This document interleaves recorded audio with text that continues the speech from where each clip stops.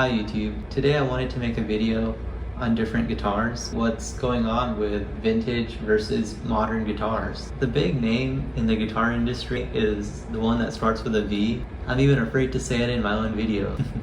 It is the word vintage. So this vintage word seems to make a lot of people in music go crazy. To a regular person who may not play guitar, he'll want to have a guitar that is perfectly made, brand new, and that he can work with. Ideally, very well set up, the latest technologies, and if it ever gets damaged, it'll have character on it that he did himself. But for the guitar player, that's just too easy. We have to make things more difficult, right? Because we enjoy challenges. So now we're gonna get a guitar that's much older, significantly harder to manage. Not just the guitar, but if you want that guitar, you probably want to have a tube amp with it as well. So the learning curve in maintaining that, have it intentionally damaged and not pay less or the same or even a little bit more, but tenfold more. And that is really what's going on here. The emotions are one thing. There's lots of great things about them when your heroes play those guitars, but also there comes a point where people are going to bank off that. And really our budget guitars are inferior quality to their American counterparts. And the answer is no. The factory tools and machines, they're all in the Asian countries as well. If you look at all of your other favorite products, even the high-tech ones like laptops that are going to be much more intricate, can all be done in China alone.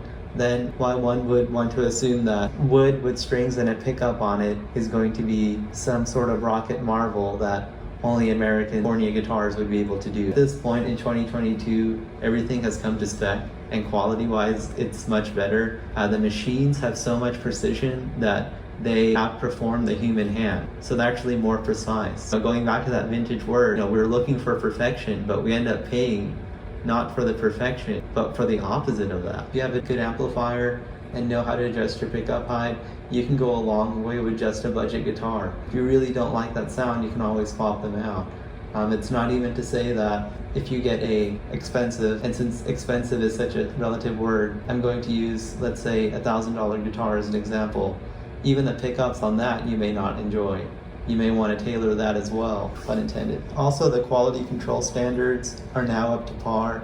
I'm sure you've already seen the inspection stickers there. The quality control ultimately depends on a variation of different factors. The kind of people that they're bringing in, the training that they're given, the inspection standards, the morale, etc. All these people are backed by a company name. And if you look at blind test as well, it's very hard to distinguish the tones between each one. EQing the amps and your pickup height, that's going to make a difference as well and make the blind test even more difficult. I would say near impossible in some cases here. After trying guitars at various prices now, I can say with confidence that these myths are just myths now that keep the industry going, but you can go very far with just sub $500 guitars now that are going to be lifetime instruments. So quick story time here. I've had a Japanese Ibanez RG in the past, and these things are over $1,500 made in Japan, custom, and they are amazing instruments. When I sold it and got a Squier Classic Vibe, I did realize that there is a difference in quality there, but it was not that big of a difference. When I got the Schecter Nick Johnston guitar, that was equal to all the American guitars and the Japanese ones, etc. And that guitar was under $900. This Fender Player Series guitar is also very high quality, and this compared to the American Professional, even though the American Professional 2 has a few more features,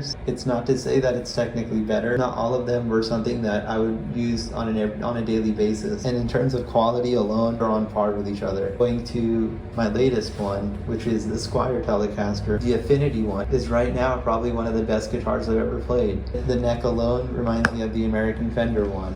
And price-wise, this was under $300. Well under 300 actually. It's time to bust these myths out, and for you knowing about these myths, you can stay ahead and get rewarded and enjoy new stuff now. But just like even expensive guitars, you may bond with them, you may not bond with them. They may need a couple of things done to. And of course, we have to be cautious, just like with any guitar, really, budget or expensive, about buying them, seeing how it is before we go in. Can anyone else relate to this? Have you all ever had an incident where that happened? Or do you have any insights about this? Feel free to comment that below, and also to like and subscribe. Thanks for watching.